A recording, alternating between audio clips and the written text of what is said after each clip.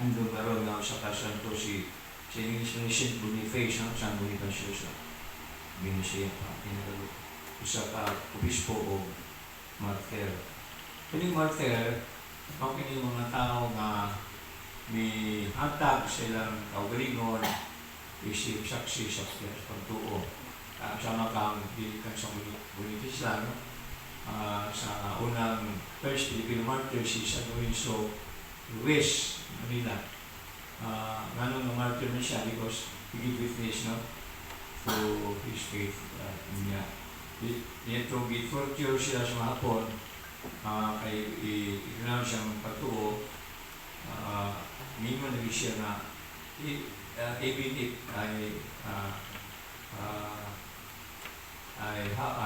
bisan kaugdagan siya o even if I die 1,000 deaths, I will not renounce my faith in God, no? Usa siya sa example na nahimong santo, nahimong martir. So, kani si San Boniface, kuwali siya na itawag siya o apostle, the apostle in Germany, no?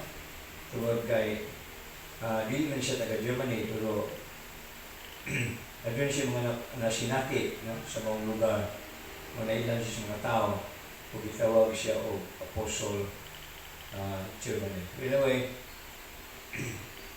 kung isgutan sa gawas kanini, at kung isgutan kining unang pagbasa o Ebanghelyo, karon ibala na ito, no?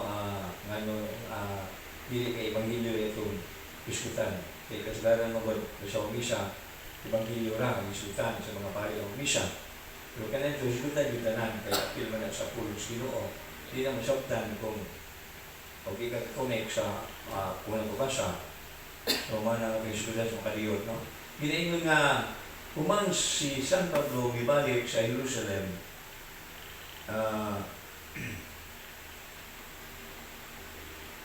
ay ganyan.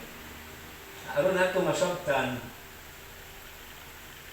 pag-ayo ang unang pagbasa kang nalawa sa itong liturhiya nga ginutlog ikan sa mga buhat sa mga apostoles, Kapitulo 22, versikulo 30, din padayon sa versikulo 23, versikulo 6 hanggang 11. Kinahanglan na aduna kita'y idea o una-una of how Jewish society was organized sa panahon ni San Pablo, no?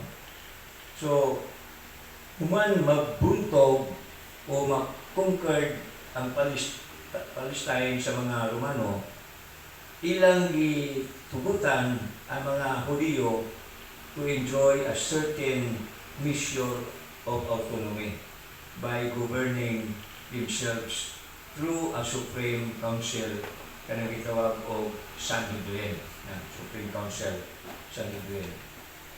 Kung kini mo ang Sanhedrin or this body, kini mo ang Sanhedrin or this body was 70-member aristocratic senate na iuluhan or presided over by the high priest.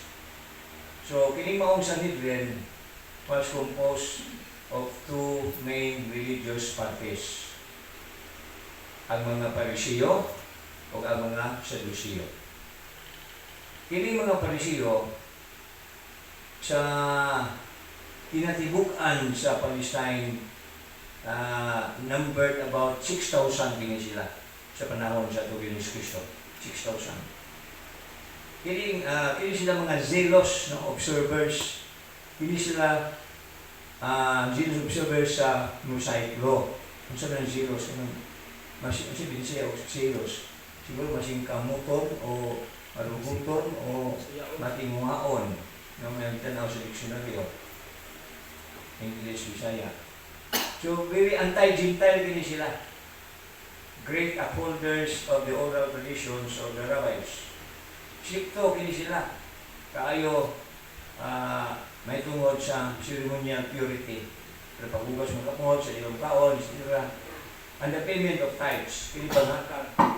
Kini pag-sharing mo sa tithing, kaning dismos. 10% din na. Ang nag-practice gapon niya sa panang mga igsuon niya sa ibang sikta. 10%. O di ka kahatag, utangan ka. Apil ka ng grupuha, na utangan ka, o di ka matag. So, pugos ba? Sa una, sa Old Testament, ang dismos, matayo ka na. No? Pero pagkabot ni Jesu Cristo, iusap niya, ang mga pamaagi, pamalaod, di na 10% to be 11%. Nagkikan siya mo kasi mo lang nakita mo na feel ko, huwag ka mag-practice ng 10%. Ang uban na practice. O na nga, ugon sa itong ikahatag sa uban, kahatag sa simbahan, di kan gano'n siya kasing-kasing.